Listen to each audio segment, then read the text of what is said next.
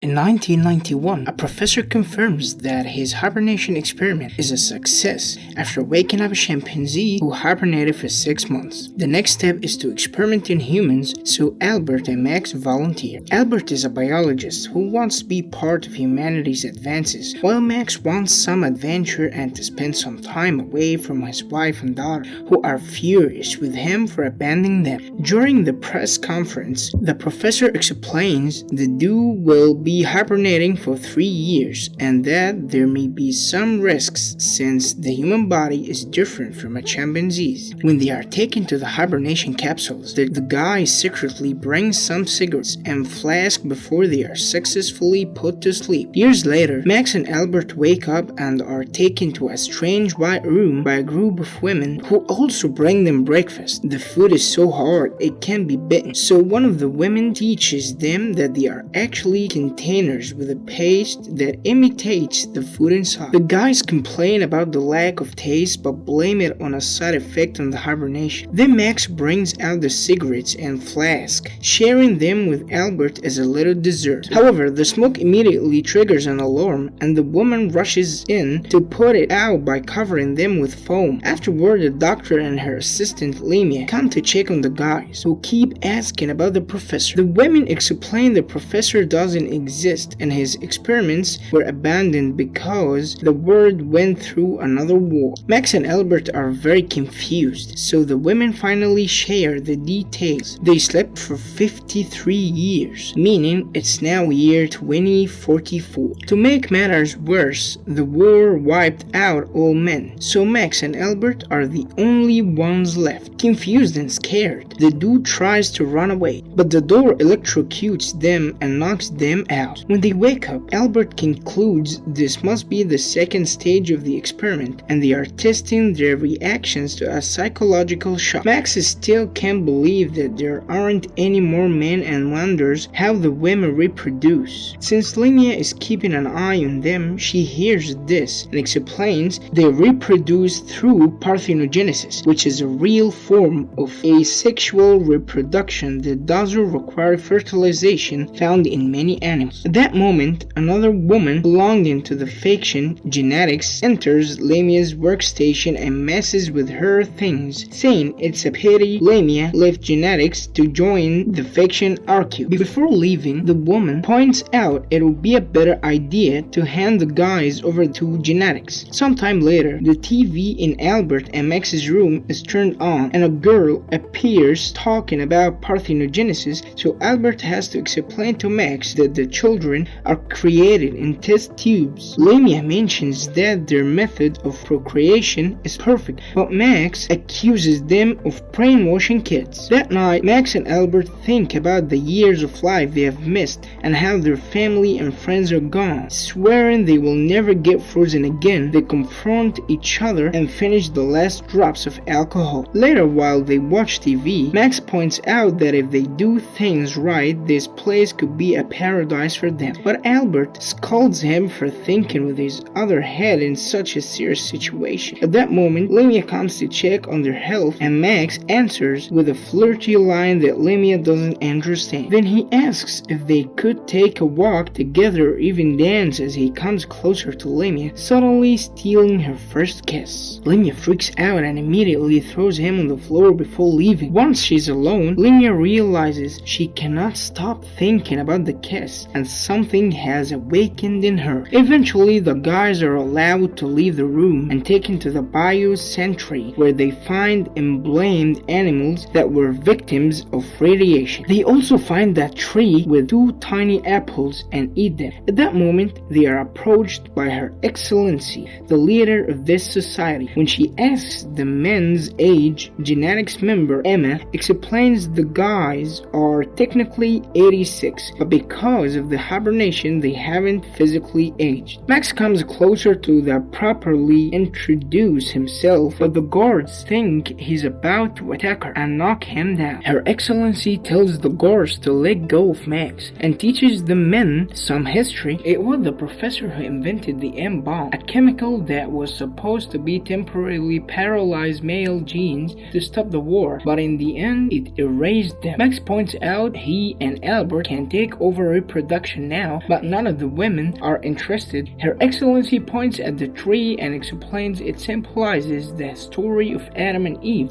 so women will remember not to lose paradise. She then notices the apples are missing and furiously orders the guards to put the men in confinement. Afterward, Albert tells Max they should escape, theorizing there must be a better world outside. In the meantime, Lemia continues to think about the kiss, so she visits the elder, the only person who still remembers the old world. Lemia gives her a jar of strawberry jam to convince her to talk, and the elder shares stories about the royal men in the former society. Lemia can't help admitting there's something fascinating about Max and Albert, causing the elder to point out that Lemia must be falling in love. Then the elder asks what will happen to the guys, so Lemia explains they will go through naturalization, meaning they will be operated on to become women. The elder gets angry and says that's worse than ditch for them, mentioning having men is the last chance for things to go back to normal. Sometime later, Max and Albert are caught spying on a class that is brainwashing the women with lies about the past. Lemia asks them to sign a form so they can authorize the naturalization, but the men refuse.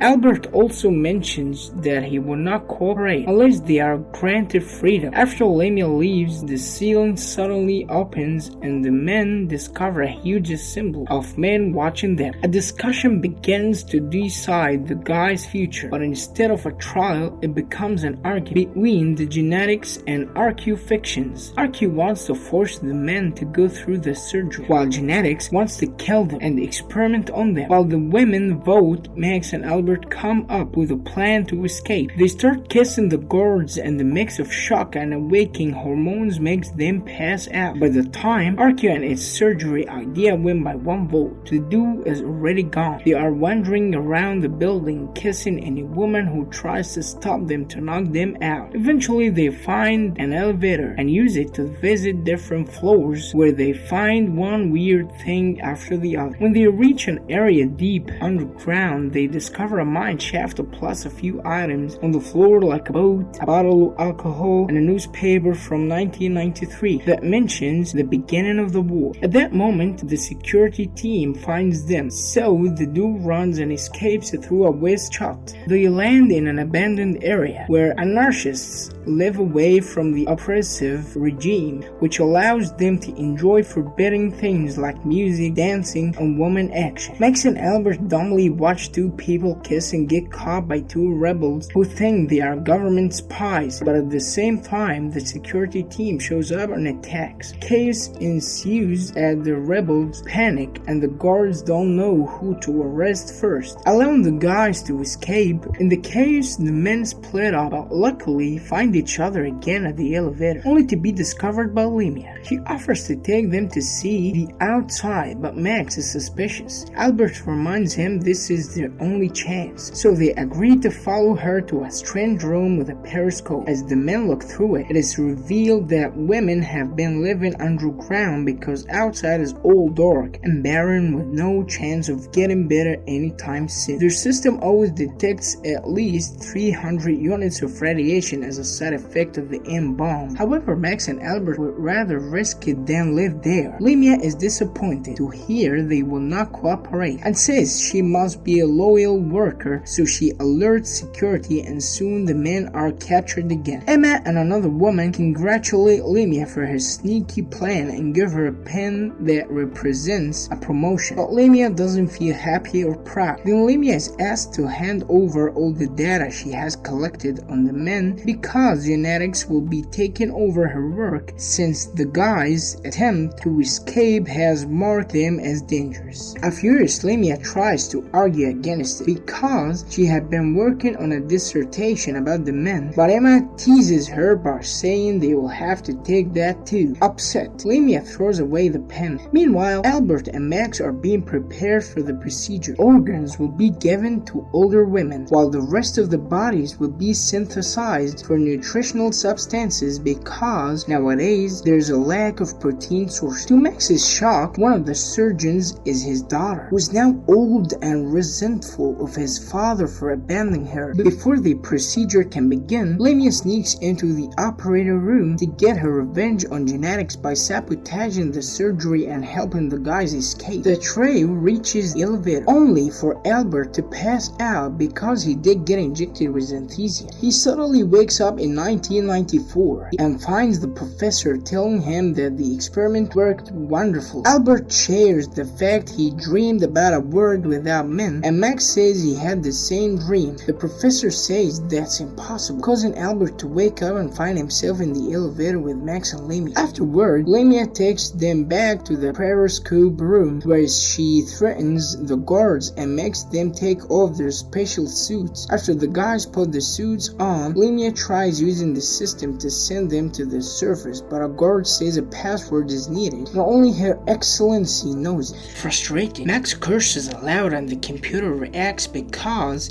that bad word turns out to be the password. At the moment, Lamia decides to go with them and also puts on a suit. The trio carefully looks around the creepy area until they come across a barrier, only to realize it is made of fabric. They use a knife to cut it and cross it, which allows them to find out the truth. The word is just fine, and what they saw in the periscope had been the creepy room with a painted wasteland to brainwash the citizens of the underground base. The group explores the beautiful nature and enjoys the warm sunlight until they realize the suits are running out of oxygen. Suddenly, Max sees a bird fly by and removes his suit, confirming the air is fine. After the others also take off their suits, they continue to advance and find a wall, which they climb over to discover a beautiful house. They immediately get themselves comfortable and grab fresh food from the fridge, which surprises Lamia with its amazing taste. Meanwhile, in the underground base, Emma volunteers to take the risk and puts on the suit to go after the group. Eventually, she finds the house and sees the trio, but at that moment, she passes out because her suit is losing oxygen. Albert picks her up and takes her into the house to help her regain consciousness. When she wakes up, Emma demands to be taken back to the base and starts struggling against Albert to escape. Their movement causes them to accidentally turn on the TV, which shows an official government broadcast that announces Lamia and Emma are dead. Then there is an interview with fake Max and Albert who say they are happy to be women now. This shows Emma that her government has been brainwashing her, so she agrees to stay with Albert while Max takes Lamia to a bedroom so they can finally do the dirt. Sometime later, Max and Albert hear the sound of an arriving elevator and hide to watch Her Excellency enter the house, which turns out to be hers. When she finds two dirty glasses,